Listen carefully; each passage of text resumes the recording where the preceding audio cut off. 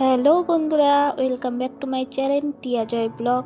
তোমরা সবাই কেমন আছো? আশা করছি সবাই ভালো আছো, আর আমিও খুব ভালো আছি। তো আজকের ব্লগটা খুবই স্পেশাল, কারণ আজকের ব্লগটা জামাই ষষ্ঠীর ব্লগ। তো দেখো, আমি বাবাই রেডি হয়ে গেছি। আর কি রেডি হয়ে ভাবছো বাড়ি চলে এসেছি? একদমই না, তার আগে আমরা মলে গিয়েছিলাম।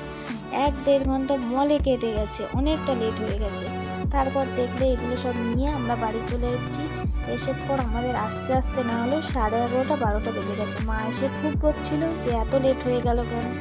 মা 8টা-9টার মধ্যে আসতে বলেছিল, কিন্তু কি করব, প্রত্যেকবার চেষ্টা করি তাড়াতাড়ি যাওয়ার, কিন্তু হয়েই ওঠে না। আর এবারে বাচ্চা নিয়ে তো আরও লেট হয়ে যায়। সামনের বার থেকে ভাবছি আগের দিন চলে যাব। আমি মাকে বলছি এবার থেকে আগের দিন চলে আসবো। তো যাই হোক, দেখো মা এসে পর বাটা দেওয়া শুরু করে দিয়েছে, বাটা দিচ্ছে। আর এদিকে আমার বাবাইকেও বাটা দিচ্ছে। আমার বাবাইকে সবাই বলছিল তুমি ষষ্ঠীতে যাবে না? আমি বলছি হ্যাঁ, ওর বউ ওকে বাটা দেবে, যেহেতু আমার মাকেও বউ বলে ডাকে। তো আমি বলছি কিনা হ্যাঁ, বউ ওকে বাটা দেবে। তো দেখো দুজনকে একসাথে বাটা দিচ্ছে মা। আর এদিকে আশীর্বাদও হয়ে গেল। আর আর এদিকে খাওয়া দাওয়া। আর তোমরা মনে করছো আমার বরকে এত অল্প অল্প দিয়েছি কেন? আমার বর কিন্তু একদম খায় না, তার মধ্যে 12টার সময় গেছি। আর মিষ্টি টিষ্টি সব কিছু খেয়ে তাই এত, এইগুলোও কিন্তু ও খায়নি পুরোটা, একটু একটু করে নিয়মশাস্ত্র ভেঙে খেতে হয়, ওইটুকু খেয়েছি। আর চিড়ে তো একদমই পছন্দ করে না, শুধু নামমাত্র দিতে হয় তাই দিয়েছি, ওই একটুকুনি খেয়েছে। তাই জন্য এরকম অল্প করেই সব দেওয়া হয়েছে। তো খাওয়া দাওয়া হলো, হয়ে তারপরে আবার ওদিকে প্রচুর রান্না বান্না আছে, মা রান্না করছে। এদিকেও আমার মাম্মামকেও দেখিয়ে দিলাম। আর ওদিকে রান্না বান্নাও চলছে। আর এইদিকেও মা দিদি সব রান্না করছে। এদিকে বাগদা চিংড়ি হচ্ছে, মোটামুটি সব রান্না কমপ্লিট হয়ে গেছে, বাগদা চিংড়িটা হলেই হয়ে যায়। আর ওদিকে মাম্মামকেও খাওয়াবে দিদি, তাই গোছাচ্ছিল, কারণ লেট হয়ে যাচ্ছে, আমিও ছেলেটাকে খাওয়াবো। তো দেখো কি কি রান্না হয়েছে তোমাদের একবার দেখিয়ে দিলাম। এদিকে এক হাঁড়ি ভাত হয়েছিল। এদিকে দেখো প্রেশার কুকারে মাটন আছে, সিটি মেরে রেখে দিয়েছে। আর এইদিকে রুই পোস্ত। আর এদিকে হয়েছে ডাল আর পটল ভাজা আর মাছ ভাজা। আর ডাল সিদ্ধটা আমার পাপার জন্য, মানে আমার বাবাইয়ের জন্য রাখা হয়েছে। ও তো ওদিকে রান্না কিছু খাবে না, ওকে যার জন্য এইগুলো ওর জন্য করা হয়েছে।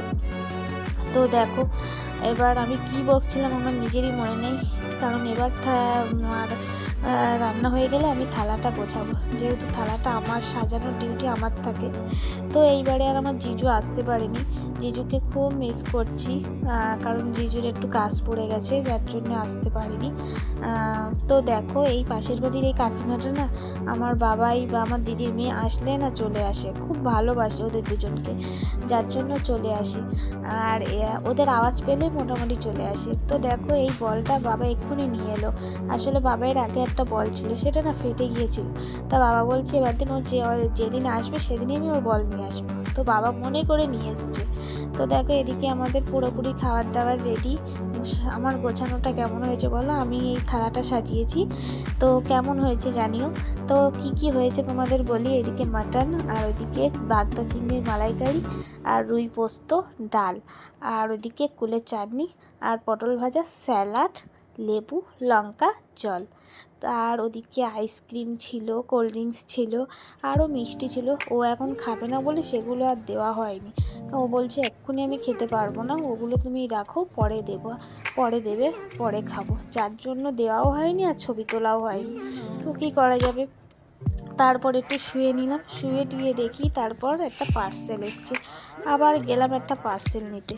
পার্সেলটা এনে ভাবলাম সেই যখন পার্সেলটা নিয়ে এসেছি তোমাদের কাছে একটু দেখিয়ে নিই।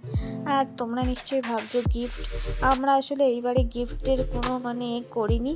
মাকে আমরাও টাকা দিয়ে দিয়েছি, আর মাও আমাদেরকে টাকা দিয়ে দিয়েছে, যার জন্য তোমাদেরকে আর দেখানো হয়নি। এবার যে যার মতো টাকা দিয়ে দিয়েছি, যার জন্য এবছর আর গিফট কিছু কেনা হয়নি। তো যাই হোক, এই দেখো পার্সেলটা দেখে তোমরা বলো তোমরা কি মনে করছো পার্সেলটায় কি আছে? কিছু কি গেস করতে পারছো পার্সেলটায় কি হতে পারে? তো দেখো, পার্সেলটা এমনভাবে আটকানো হয়েছে না, সেলুটেপ দিয়ে খুলতেই পারছিলাম না, অনেক যুদ্ধ করার পর খুললাম। তো দেখেই বুঝতে পারছি, হ্যাঁ এটা হলো একটা স্ট্যান্ড, হ্যান্ড স্ট্যান্ড।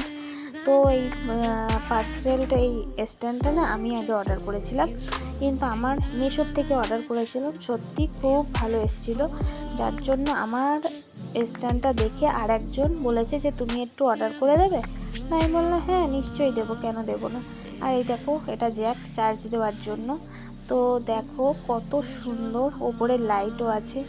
আর জিনিসটা তোমাদেরকেও খুলে দেখাচ্ছি, তোমাদের কেমন লাগলো জানিও। আমার কিন্তু সত্যি খুব ভালো লেগেছে। তুমি হাতেও ভিডিও করতে পারবে, মানে আর এদিকে তুমি রেখেও ভিডিও করতে পারবে, মানে খুবই ভালো স্ট্যান্ডটা। আর দাম পড়েছে কত বলবো, 196 টাকা। কি অবাক হচ্ছ না? সত্যি 196 টাকায় এত সুন্দর স্ট্যান্ড সত্যি ভাবিনি। এটা শুধু মেশোর পক্ষেই সম্ভব, কি তাই না? সত্যি তাই, মেশোর থেকে না প্রোডাক্টগুলোও খুব ভালো আসে, আর মেশো খুব সুন্দর জিনিসও দেয়। তো আমার খুব ভালো লেগেছে, আর তোমাদেরকেও দেখালাম, যে তোমাদের কেমন লাগলো সেটাও জানিও। আর দেখো সব তোমাদেরকেও ভালোভাবে দেখিয়ে দিলাম। তো আজকের মতো ভিডিওটা আমি এখানেই শেষ করছি। আর আমার ভিডিওটার যদি কোনো কিছু ভালো লেগে থাকে তাহলে প্লিজ লাইক, কমেন্ট, শেয়ার আর আমার চ্যানেলটা সাবস্ক্রাইব করো। Tata, bye bye.